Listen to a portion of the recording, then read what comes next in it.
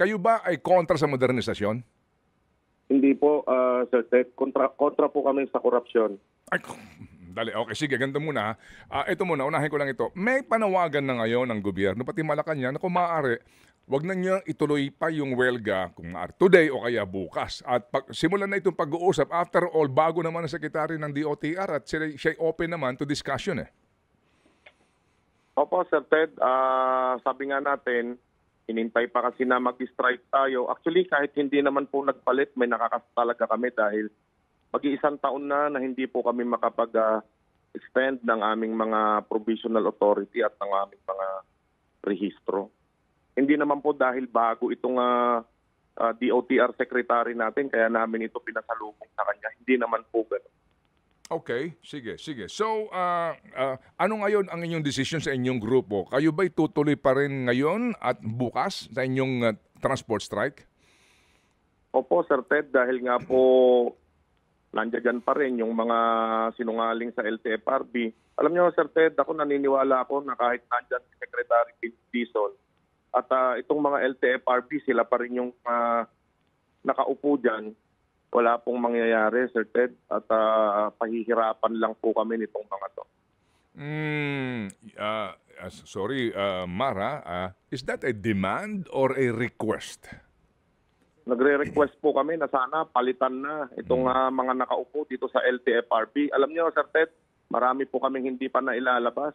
No, katulad nga po, nung bago ang strike, gusto, umupo muna kami sa isang mesa at sabihin daw namin kay Secretary Vince Dizon na okay kami sa modernization at sa consolidation na yun nga po yung ipinaglalaban namin. Bakit po kailangan kong gawin yon? Nasabihin po kay Secretary Vince Dizon na yung mga bagay na pinakaayaw namin, gusto na namin ngayon. Sino ang inyong nakausap at sino ang kumukumbinsi sa inyo na sabihin niya kay Secretary Vince Dizon? May nag-reach out po sa akin na Jamir ang pangalan. Executive assistant po ito ni Jojo Reyes, ni Yusek Jojo Reyes. At ang sabi niya, gusto raw akong kausapin ng regional director ng Region 4A.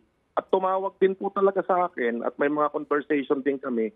Kasi sila yung nagpapahuli sa amin na kakutsaba dito sa LGU dahil wala na silang police power, Sir Ted.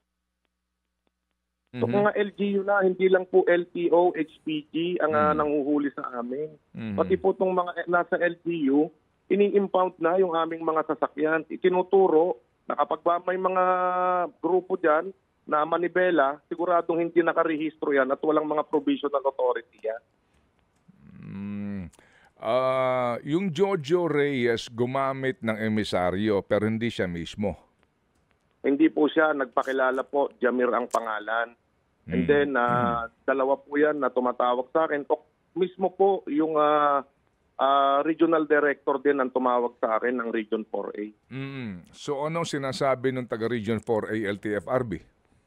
Na kahit na magkita raw kami sa labas at pagmitingan namin itong mga bagay na ito, kaya po sabi ko nakakapangilabot itong tinuturo sa akin, itong mga regional director na to, na magsinungaling ako para makumbinsi lang si Secretary Vince Dizon na kami ay pabor sa consolidation.